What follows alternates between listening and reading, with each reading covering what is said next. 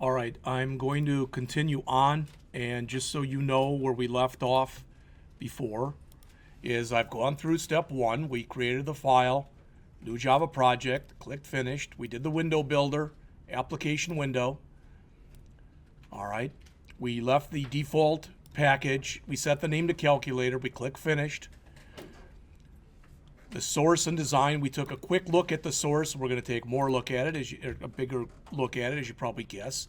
I showed you that the package explorer was taking up too much room on the screen, so you could double click it and then double click it to bring it back again. All right. Showed you how to set it to absolute layout. So we did that, and I showed you how you can set the background color and or the foreground color. All right. So we're up to step 7, and what I'm going to do is I'm going to walk through step 7, 8, 9, 10, 11, most of the rest of it, but the 7 to 10. But where it says, or 7 to 11, where it says the GUI is now complete, we're going to just end there, regardless of what the time is. We'll talk about the code on Wednesday, because it'll take long enough. Some of you will start screwing around with it like you do in C#.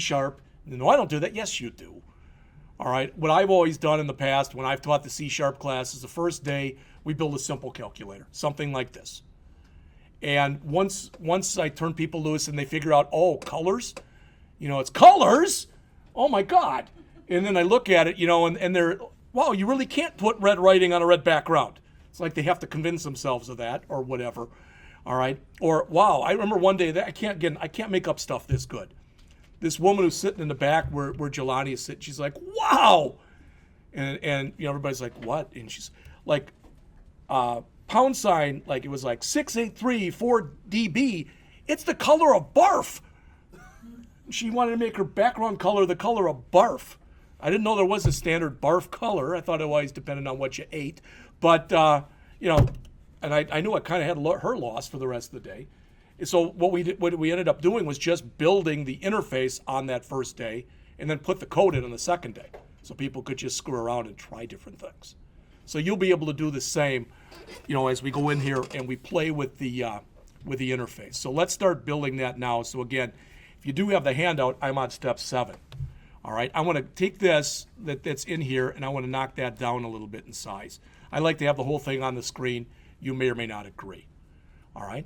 What's really nice about looking at this, and I think at least to a point, John will agree, so please correct me if you think I'm wrong, but it isn't the same, but this is kind of the look and feel you're going to have for the Android toolkit. Just so you know. Okay? And whether you do it under Eclipse, which is what we had done it on this semester, or Android Studio, which is the later and greater, and by that time it might be Android Studio, it's still going to look pretty much like this. It won't be exact, but it'll be very similar. So you're already learning how to do GUI stuff that will help you when you get to the point of you working on Android. All right? So first thing I want to do is I want to click here where it says JLabel. So it looks pushed in. And once I've done that, I'm going to drag that over and let go. And you can see mine is wrong. If you've got this right here, that's bad. I don't want, because now it's set up as a border layout. I don't want a darn border layout. I did this before. I clicked and put an absolute in. For some reason, it didn't take it. And I kept trying to change it yesterday. No matter what I did, it wouldn't change it. I literally had to stop, and start all over again. I couldn't change this, and over here, try changing it here. Let's see if we change it to absolute here, if that'll work. All right.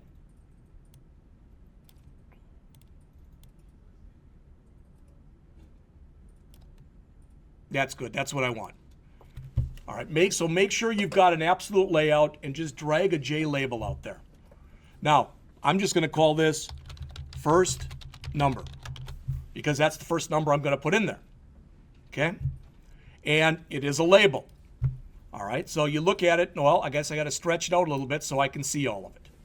If I stretch it out a lot like this, I'm sure you've gone through, and Denny does a good job of showing you this stuff in C#, but notice if you look on the screen right here, there it's highlighted. If I go over and I find horizontal alignment and I click here, I can, if I want, for example, I can write justify. See what just happened? There's a font class over here. I don't have the desire right now to make this bigger or bold it or anything else, but if you want to do that, of course, you can, right? All right, so there's my first one. That's my first label. Now I want to come over to where it says J text field. And I want to, again, click on it so it's pushed in, and I want to drop that pretty close. No, not there. Well, that was interesting anyway.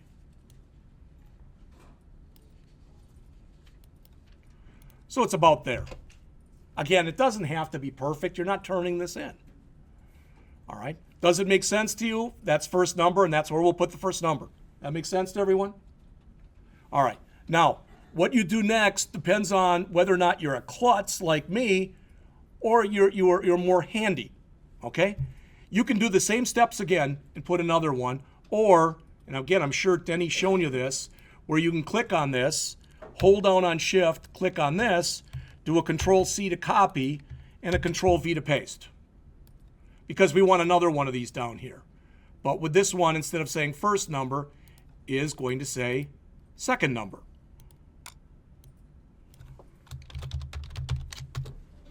In your outline, you do have an extra text field over there. I do?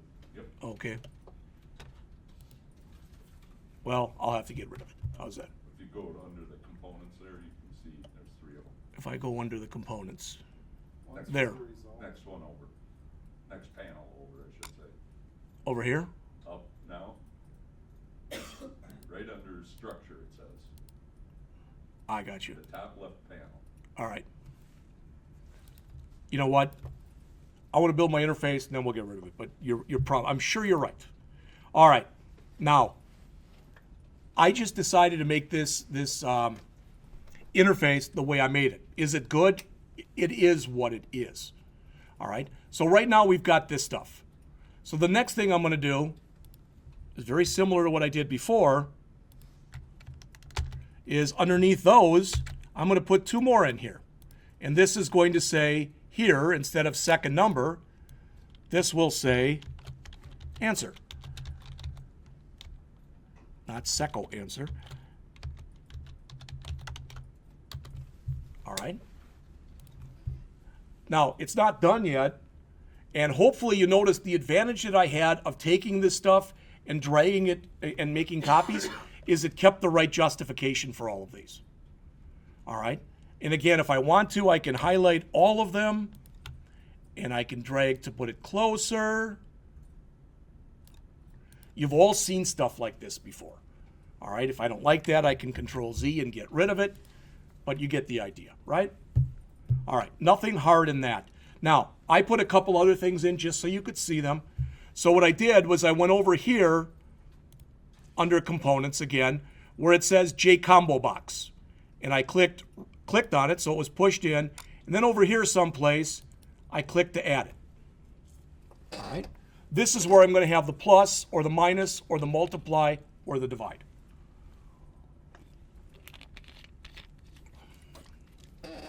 So with that highlighted, I'm going to go over here under my properties window and where it says model, I'm going to click the ellipsis. And then under combo box model items, I'm going to put in here a plus and hit enter, a minus and hit enter, a multiply and hit enter, and a times. Okay? And a divide. How's that? Thank you. Now, I don't want to keep hitting enter because then it's going to put blanks in there, and I don't want that. All right, so after I do that, I'm going to click OK. And it's very hard to tell that that has it in there. It'll be easier to tell when we run it in just a minute. All right? All right, then the last thing I want to do before we add our buttons is I want to click on JLabel again. Again, you don't have to do all this stuff, but I kind of like doing it like this. So I'm going to put another label in there, and under that label, all I want it to say is equals, just an equal sign. All right, now make it smaller so it pretty much lines up with the other thing. Okay, so I'll have like 55 here, the plus sign here, 7 here, equals, and we're going to put buttons in here in just a minute. And when we click the buttons, ideally, that's going to say 62 if I chose that. So all that makes sense. All right, before we add the buttons, let's do one thing. And again, hopefully this is something that Denny has been imploring on you because I asked him to, and that is all these have sucky names. So we're going to fix the names. I don't really care that much about these because they're static, but if I want to, I can come over to here, and where it says variable, LBL first number, all right, the next one will be LBL second number, and it looks like it already put them to that, but just to be sure, second number, all right. I want this to be LBL answer, and it is, good. Then I'm going to come over to here, and it's called text field _1, text field _2, and text field _3. I don't like those names. In fact, if I call this LBL first number, I like to call this TXT first number. All right, so that's what I'm going to call it. So I'm going to come over to here. And as you can probably guess, after I do that, this one will become TXT second number. And this one will become TXT answer. All right. So I've got LBL first number, TXT first number, LBL second number, TXT second number, LBL answer, TXT answer. This is a combo box. I'm going to use the CBO on that. So I'm going to type this CBO operation because that's basically what it is. And this is a label, and I'm going to call this one LBL equals because it's just an equal sign there. All right. So now, as far as I know, I've got all my names correct. All right. And you don't have to do this, but if you look up on the screen here, I'm going to save, and notice I can run it. There it is. All right. And notice here when I do this, there's the plus, the minus, etc. But right now, there's no error checking in it, and there are no buttons, so nothing's going to happen. But the point is, I have a GUI. All right. So the next thing that I want to do is to be able to put a little bit of logic into it. So I want to come in where it says J button. I want to click here, and I want to add a button. Okay. And in fact, I'm just going to copy that, and I'm going to paste it twice, or try to. I bet you it did paste it twice, but since I didn't move, yep, there they are.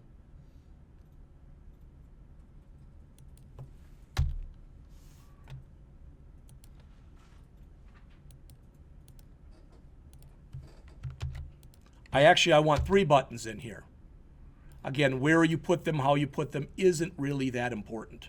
But I'm just trying to lay them out so they look decent. Maybe not even great, but so they look decent.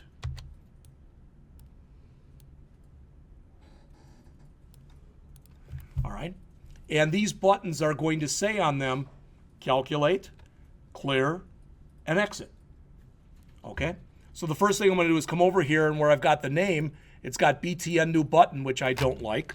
So I'm going to put in BTN calculate. And then down here where the text is, instead of new button, I'm going to have it say calculate. Do the same thing for this one. This one will be BTN clear. And for the text, I'm going to have it say clear. Oops. And then finally, for the last one, I'm going to call this BTN exit. And for the text, I'm going to put in exit. All right. So pretty much, as far as I know right now, my GUI is done. All right. In fact, since it's only 11:16 and we'll go till 11:30, we will be able to put in the code for the exit and the code for the clear because they're not hard. I noticed that if you, for your buttons, if you, when you're doing your text button, if you hit enter, it'll actually rename that. Yeah, there are so many. Roger just discovered a shortcut in here. There are so many shortcuts in here that I don't know about. All right, but you feel free to Google, Eclipse GUI and then shortcuts, because you're going to find something sooner or later, and you'll become better at it than I am very quickly. All right. Now, There's different things that you have to do. This is all in chapters 12 and 13. But what you have to do when you want to go and use a button in a program, you have to do what's called register the button. All right? And Java makes you do this. But the advantage of doing it this way is we can have all the registration done for us automatically. So I'm going to show you that right now. Take your mouse and if you would please, right mouse click on the exit button and go over to where it says Add Event Handler, and then peruse your way in there up to the very top where it says Action, and choose Action Performed. Everybody see what I've done here when you follow the path, so to speak? And we're going to click Action Performed, and like that, we're going to be put back into our code window, just so you know. So I'm going to click that, and there we are back into our code window. First of all this is all the stuff that we added using the GUI. That makes sense? We could have, again, keyed that stuff in ourselves, too. All right? But hopefully you're someplace near here. On mine, it's lines 107 through 110. Hopefully you're near that same place. Okay? And it's the code right underneath the exit button. And what it says here is we're adding a brand new action listener. Okay? This is the registration process for this button. So not only are we registering it right here, but we're saying it's an action listener, and when we click it, by default, instead of a click event like you have in C#, you get an action performed event. All right? So what we want to do is, underneath that, we want to put in here, anybody remember how to exit? How about system.exit 0? Oops. I'll leave that up there for a second.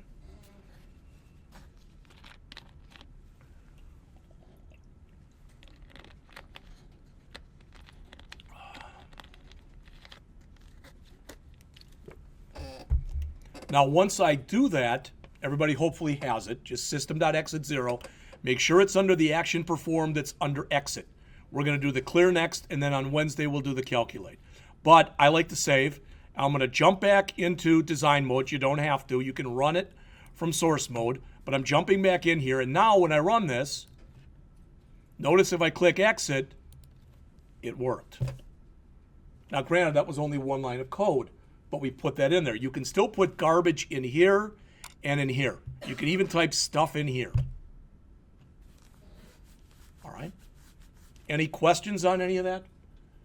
No one asked this. And again, I don't know how you did it in the C# class, but sometimes what you'll see in here, I really could have made that a label instead of making that a JText field, because the text field can be changed. All right? But there is an edited, I think it's editable property on here that, there it is. Notice it's set to true. I'm going to double click it and set it to false. That way I'm not going to be able to change that answer. Probably should have done that. I didn't do that in the notes that I gave you. All right? But I'm going to follow one more thing. I'm going to click here. Think about this. Please look up on the screen here.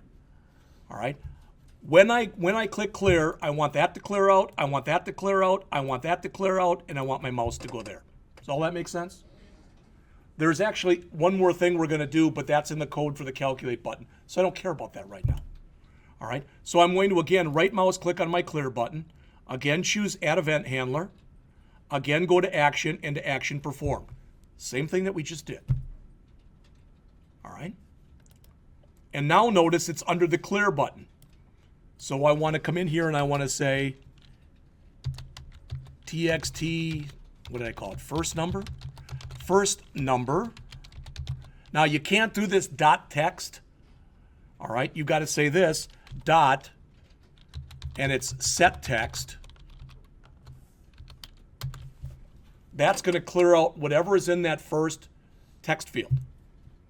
TXT first number. If you called yours something else, you're going to have to change it to whatever you called it.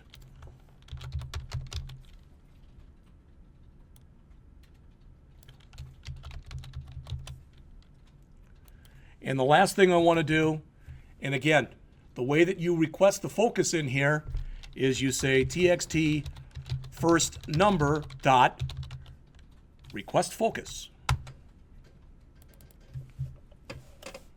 All right, so you need those 4 lines.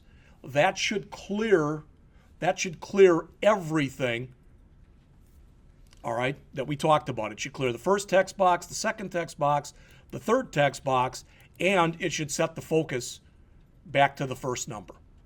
All right, so I'm again going to save. You don't have to do that, but I'll run it this time, and I'll run it here from right within the code window. All right, so again, I can still put in garbage. Notice I can't because I set the editable here to false. But I can click exit to stop, and I can click clear, and there's my mouse. So all of that stuff should have worked for you. All right? Hopefully what you see, you're like, geez, Jeff, this is like what we did in the first week. I understand that. But you're doing it using a different editor now. All right? That's all I wanted to, the main point to bring across to you. All right? Or a different IDE is what I really should be saying. All right, so if we go back and look at this, we added the J label, we repeated the process, we changed it to second, we repeated it again and did the answer thing.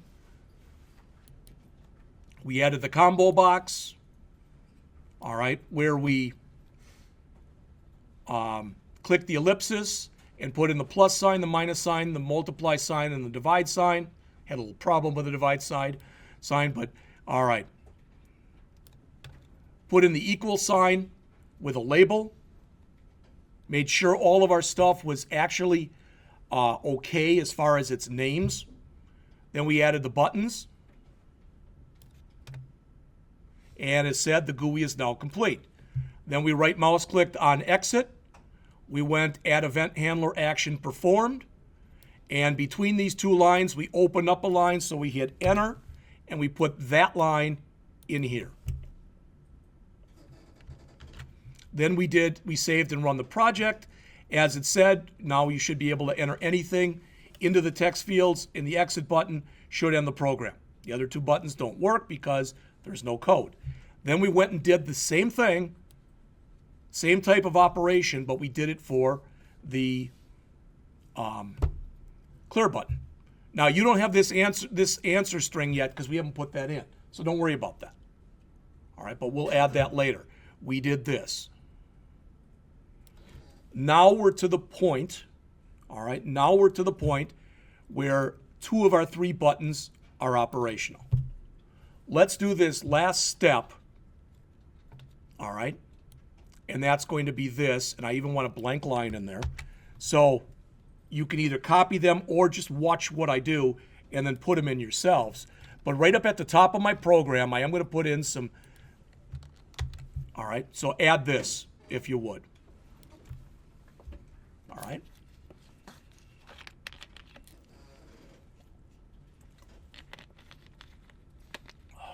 And I'll leave that up there for a couple minutes. And I'm coming right back to it, but just so you see, we have now are in the middle of step 14 of 14. But this will give us a chance to make sure everybody is caught up. And next time when we go over the code, it shouldn't be a surprise because most of it is the same code that I've shown you between the GUI and the non-GUI. All right, I should say the non-GUI number 1 and the non-GUI number 2. So please add that stuff. And if you all stop for a second, look on the screen here. This variable right here, this answer str for answer string, you can go back down now to your clear routine here, and you can set that answer, answer text, was that what it was? I don't remember what it was now. Thought it was answer str. Probably was. Answer str. And that's just this. That's going to make sure every time we clear that answer string won't have anything in it. What's the answer string? Well, again, look up on the screen here. If we do a bad divide, we're going to put the message in here. What you may want to do if you look up on the screen is you may want to make this about double the size that it was. So it's got plenty of room to be written in. If you don't like the coloring, you can go back into here and play with the background. You know, I can make it whatever I want to make it. I don't know, light gray, no, yellow. It's probably going to be horrendous, it is. But, okay. So let me go back to the code. So again, add these lines here. And then go down to your action performed for your clear event and add that line. Answer string equal double quote, double quote. Let me put that back up there. So do this, save it, and you can get out. That's it for today. Again, we'll look at the code next time.